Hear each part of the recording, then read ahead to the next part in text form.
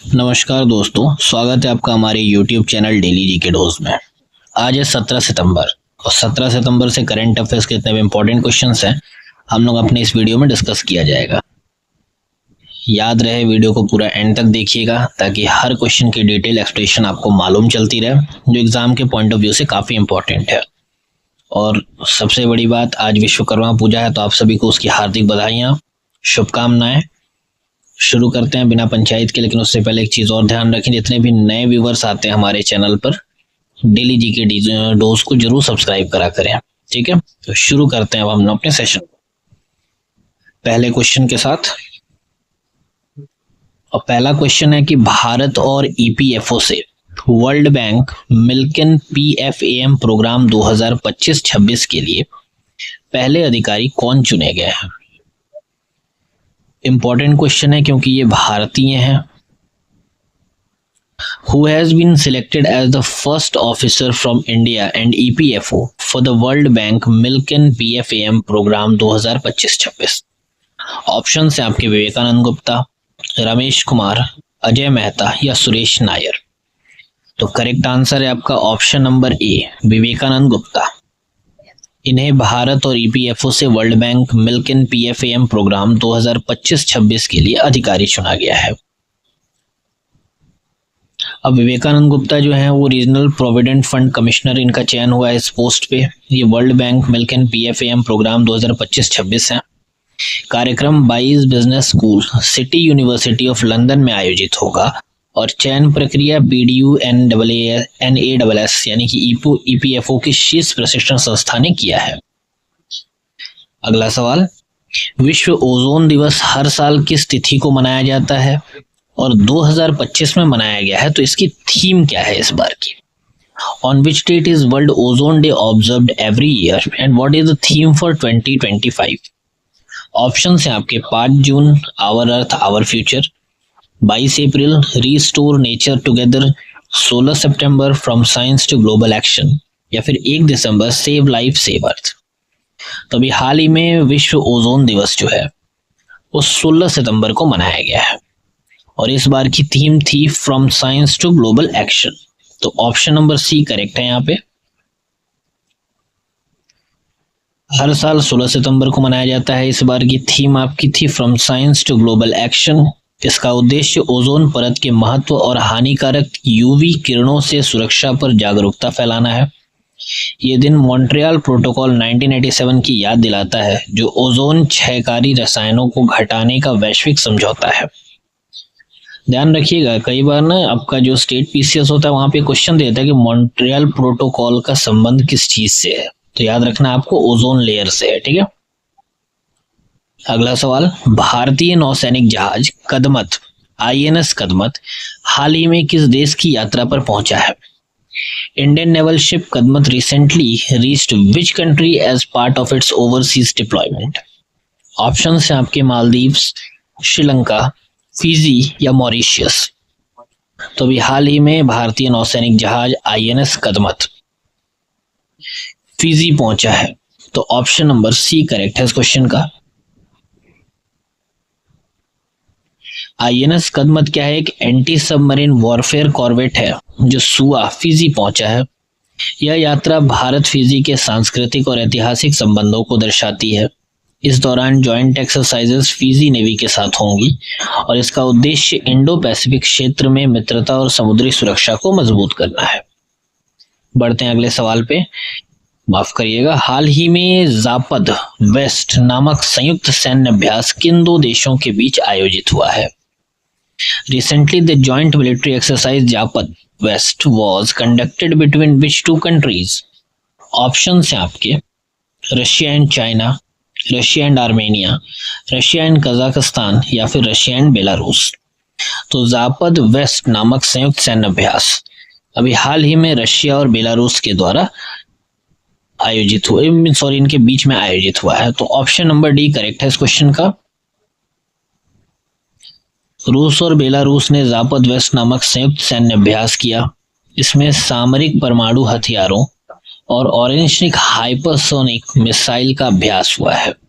अभ्यास का उद्देश्य कॉम्बैट रेडीनेस को जांचना था। बेलारूस में रूस के टैक्टिकल न्यूक्लियर वेपन्स मौजूद हैं जिन पर नियंत्रण मॉस्को के पास है। नेक्स्ट क्वेश्चन है, भारत में पहली बार मंत्री स्तरीय प्रतिनिधिमंडल 2025 में किस अंतरराष्ट्रीय फिल्म महोत्सव में भाग लेगा? सॉरी माफ करिएगा, सवाल में थोड़ा गलती पड़ गई। भारत से पहली बार मंत्री स्तरीय प्रतिनिधिमंडल 2025 में किस अंतरराष्ट्रीय फिल्म महोत्सव में भाग लेगा? India will send its first ever ministerial delegation in 25 to which international film festival? Option है आपके Cannes international film festival, Venice international film festival, Busan international film festival या फिर टोरंटो इंटरनेशनल फिल्म फेस्टिवल। तो अभी हाल ही में भारत से पहली बार मंत्री स्तरीय प्रतिनिधिमंडल 2025 में Busan international film festival film महोत्सव में भाग लेगा। तो ध्यान रखना ये 30वां संस्करण है, 30th एडिशन है। तो ऑप्शन नंबर सी करेक्ट है। यहाँ पे पहली बार भारत यहाँ पे अपने डेलीगेशंस को भेज रहा है। प्रतिनिधिमंडल का नेतृत्व डॉक्टर एल मुरुगन करेंगे। ये कार्यक्रम बुसान साउथ कोरिया में होगा 26 से 26 सितंबर 2025 को। उद्देश्य क्या है? कल्चरल डिप्लोमेसी, एवीजीसी क्षेत्र में सहयोग और भारत की क्रिएटिव इकोनॉमिक को बढ़ावा देना है। जैसे बुसान नाम याद आया है तो एक चीज ध्यान रखिएगा, एक मूवी है ट्रेन टू बुसान, कभी देखिएगा, बड़ी अच्छी मूवी है, ज़ोंबीज पे बनी है। अगला सवाल, हाल ही में 14वां सिरारा खोंग हठेई मिर्च महोत्सव किस राज्य में आयोजित हुआ? इंपॉर्टेंट क्वेश्चन है ये, आपका एसएससी के लिए बनेगा। रिसेंटली द 14th सिरारा खोंग हठेई है, माफ करिएगा, chilli festival was inaugurated in which state? Option है आपके असम, नागालैंड, मेघालय या मणिपुर। तो अभी हाल ही में 14वां सिरारा खोंग हठेई मिर्च महोत्सव मणिपुर में आयोजित हुआ है। तो ऑप्शन नंबर डी करेक्ट है इस क्वेश्चन का। ये हम जान चुके हैं, ये मणिपुर के उखरुल जिले में शुरू हुआ है। ये महोत्सव सिरारा खोंग हठेली चिली जीआई टैग मिर्च को बढ़ावा देने के लिए आयोजित होता है।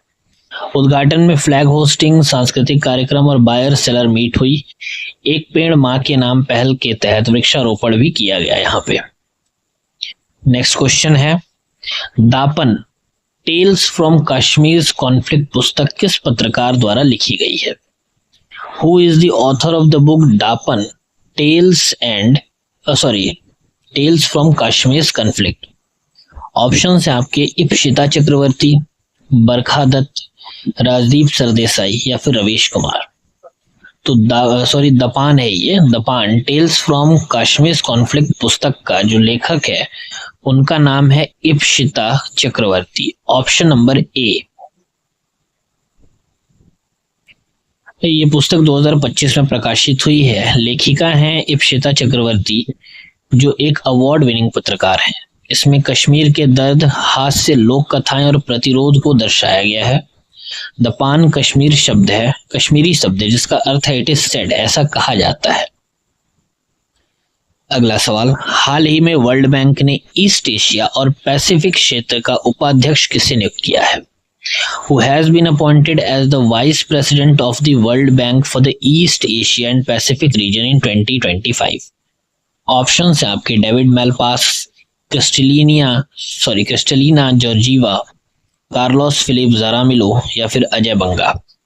तो वर्ल्ड बैंक ने अभी हाल ही में ईस्ट एशिया और पैसिफिक क्षेत्र का उपाध्यक्ष यानी कि वाइस प्रेसिडेंट कार्लोस फिलिप ज़ारामिलो को नियुक्त किया है। तो ऑप्शन नंबर सी करेक्ट है यहाँ पे। ये हम पढ़ चुके हैं अभी। वे 23 देशों से जुड़े कार्यों की देखरेख करेंगे। क्षेत्रीय पोर्टफोलियो 32 बिलियन यूएस डॉलर से अधिक का होगा और मुख्य प्राथमिकताएं प्रायोरिटीज क्या रहेंगी? तो रोजगार सृजन, ऊर्जा, डिजिटलीकरण और मानव पूंजी विकास होंगी। नेक्स्ट क्वेश्चन है, हाल ही में किस राज्य सरकार ने एवीजीसी एक्सआर यानी कि animation, visual effects, gaming, comics and extended reality नीति 2025 को मंजूरी दी है? Which state government has approved the AVGC Animation, Visual Effects, Gaming, Comics, Extended Reality Policy 2025? Important बनेगा आपका। ऑप्शन है आपके गुजरात, कर्नाटका, तमिलनाडु या महाराष्ट्र। तो करेक्ट आंसर है आपका option number D, Maharashtra. Maharashtra सरकार ने AVGC-XR पॉलिसी 2025 को मंजूरी दी है। नीति का विजन वर्ष 2050 तक है। इसके लिए 3,268 करोड़ की वित्तीय योजना तय की गई है। साथ ही पिछड़े वर्ग के छात्रों के लिए हॉस्टल अलाउंस व हाइजीन अलाउंस को दोगुना कर दिया गया है। अगला सवाल, प्रसिद्ध भरतनाट्यम गुरु सरदा हॉफमैन, जिनका हाल ही में 96 वर्ष की आयु में निधन हुआ, ये किस संस्था से जुड़ी हुई थी? पहली चीज आप ध्यान रखिएगा, अगर जो भी बच्चे SSC की तैयारी कर रहे हैं ना, वो आर्ट एंड कल्चर में इनका नाम याद रखिएगा, सरदा हॉफमैन। ये भरतनाट्यम से रिलेटेड है, ठीक है, क्योंकि ये चीज आर्ट एंड कल्चर में पक्का पूछता है और SSC का आदत हो गया है। करंट से रिलेटेड अगर किसी भी आपके आर्टिस्ट को कोई प्राइज मिल रहा है, कोई अवार्ड या ऑनर मिल रहा है, या फिर उस किसी का देहांत हो रहा है, उससे रिलेटेड क्वेश्चन जरूर बनाया जा रहा है। इंपॉर्टेंट रहेगा, ध्यान रखिएगा। वो किसी भी SSC के लिए हो, चाहे SSC GD, MTS, CPO, SI, CGL, CHSL, anything, किसी एग्जाम के लिए काफी इंपॉर्टेंट है, SSC है मेन।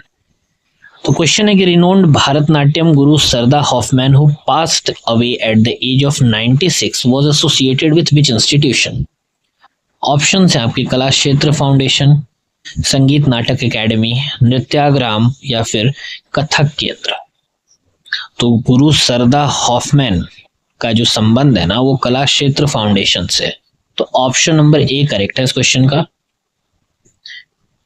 14 सितंबर 2025 को 96 वर्ष की आयु में इनका निधन हुआ। वे कला क्षेत्र फाउंडेशन चेन्नई से लंबे समय तक जुड़ी रहीं। उन्होंने रुक्मिणी देवी अरुंडेल के मार्गदर्शन में भरतनाट्यम शिक्षण पद्धति को मानकीकृत किया था।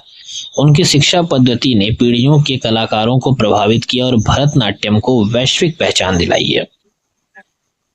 आखिरी क्वेश्चन हमारे सेशन का, फ्रीडम एज नामक त्रिपक्षीय यानी कि ये ट्राइलेटरल एक्सरसाइज है, सैन्य अभ्यास किन 3 देशों के बीच आयोजित किया गया है? The trilateral military exercise Freedom Edge is being conducted between which 3 countries?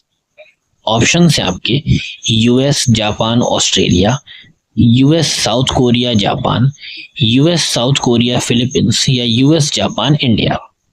तो फ्रीडम एज जो आपका ट्राइलेटरल मिलिट्री एक्सरसाइज है, ये आपका US, साउथ कोरिया और जापान, इन 3 देशों के बीच आयोजित हुआ है। तो ऑप्शन नंबर बी करेक्ट है इस क्वेश्चन का। फ्रीडम एज अभ्यास 15 सितंबर 2025 को शुरू हुआ। यह अभ्यास US, साउथ कोरिया और जापान के बीच हो रहा है। कहाँ हो रहा है? साउथ कोरिया के जेजू आइलैंड के पास। और फोकस क्या है? तो missile defence, air naval operations और साइबर कोऑर्डिनेशन। तो ये थे आज के टॉप करंट अफेयर्स। उम्मीद करता हूँ सेशन आपको अच्छा लगा होगा और आपके लिए यूजफुल हो। और अगर आपको थोड़ा भी यूजफुल लगता है तो हमारी वीडियो को लाइक, वीडियो पे कमेंट और वीडियो को शेयर जरूर करें। और साथ ही जितने भी नए व्यूवर्स आते हैं हमारे चैनल डेली जीके डोज को सब्सक्राइब किया करें और नोटिफिकेशन के लिए बेल आइकन को प्रेस जरूर करें। तब तक के लिए धन्यवाद। नमस्कार। हर हर महादेव।